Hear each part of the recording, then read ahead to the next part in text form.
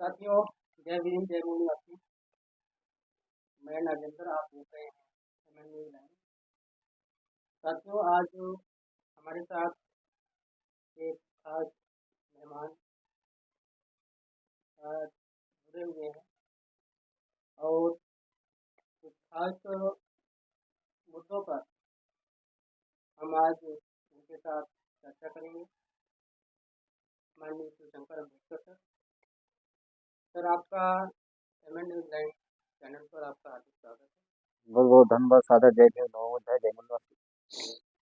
Sir, आज हम आपसे दो विषय पर बात करने वाले हैं। आप वाम सेवक के पदाधिकारी हैं और अभी कटक के उड़ीसा के कटक शहर में वाम सेवक का राष्ट्रीय अधिवेशन 26 से 30 दिसंबर को होने जा रहा है और उस राष्ट्रीय अधिवेशन को वहाँ पर आरएसएस और बीजेपी के ब्राह्मणों द्वारा प्रशासन पर दबाव डाल करके रोका गया। ये वाम सेवक के 42 साल के इतिहास में ऐसा पहली बार जो हुआ है, तो इस पर आपको क्या कहना चाहेंगे? देखिए, बहुजन समाज का मूवमेंट जो पूरे देश में निरंतर लगातार अंबेडकर फूले साहू जी का विचारधारा का काम जो कर रहे हैं निरंतर लगातार, और हमारे माननीय युवा शराब के द्वारा पूरे देश में फैल रहा है। इससे पूरे देश के ब्राह्मण बौखला गया है और बौखलाहट के कारण आज देख रहे हैं, आज तक वाम सेव का 42वां जो अधिवेशन कटक में था, इसके पहले आज तक कभी भी राष्ट्रीय अधिवेशन रद्द नहीं किया गया। आज इतिहास में पहली बार हुआ कि वाम सेव जो राष्ट्रीय अधिवेशन कटक में होने जा रहा था, इस इसमें इतिहास में पहली बार ब्राह्मणों ने खुल के मैदान में आए। अभी तक क्या होता था, ब्राह्मण पर्दे के पीछे रहते थे, सामने किसी को और करते थे, लेकिन इतिहास में पहली बार ऐसा हुआ जो जो पर्दे के पीछे ने सामने आके लड़ाई लगे। इससे वाम सेव का नुकसान नहीं हुआ, बल्कि वाम सेव का फायदा हुआ।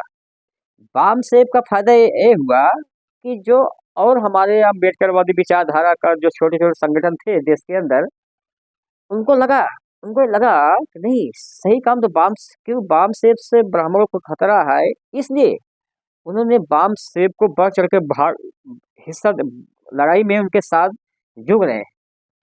तो हमको जो अवसर मिला अब इसको तेजी से बढ़ाने का, क्योंकि छोटे छोटे जो संगठन है कटक में, जो भी संगठन सब सब वो आपने किसी ने कहा कि ये बात अपने विधानसभा सत्र में रखेंगे, किसी ने मुख्यमंत्री का घेराव करने का काम किया।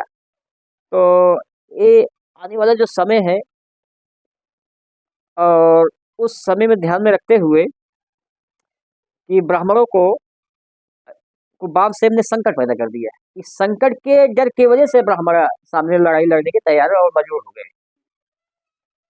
सर, मेरा दूसरा सवाल है, यदि जिस तरीके से राष्ट्रीय अधिवेशन को रोका गया, तो वाम सेवक के भारत मुक्ति मोर्चा के राष्ट्रीय अध्यक्ष माननीय मोहन प्रसाद जी के द्वारा 4 चरण में राष्ट्रव्यापी आंदोलन की घोषणा की गई है।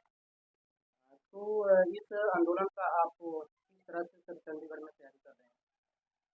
देखिए, हमारे जो नेतृत्व करता माननीय बाबा साहब जी हैं, बहुत बहुत सोच समझ करके काम कर रहे हैं। और जो चंडीगढ़ में हम सभी जितने विंग है चंडीगढ़ में वाम सेव के, डोर टू डोर लोगों से मिल रहे हैं, लोगों पास जा रहे हैं और लोगों को बता रहे हैं। और खास बातें हैं जो खुला चेतावनी भारत में, चाहे जितनी बड़ी पार्टी है बहुजनों को, लेकिन अगर भारतीय जनता पार्टी जो भारत सरकार चला रही है, उस उसका जो सबसे बड़ा सामाजिक संगठन है आरएसएस, लोग हवा भाई भले बोलने में बीजेपी का विरोध करता हूँ, आरएसएस का विरोध करता हूँ, लेकिन हमारे माननीय बाबा साहब 2022 में आरएसएस का घेराव किए थे और अब की बार दूसरी बार आरएसएस घेराव करने जा रहे हैं। ऐसा कोई संगठन नहीं है जो कि आरएसएस का घेराव किया है। तो उन्होंने हमारा कटक में अधिवेशन रोका।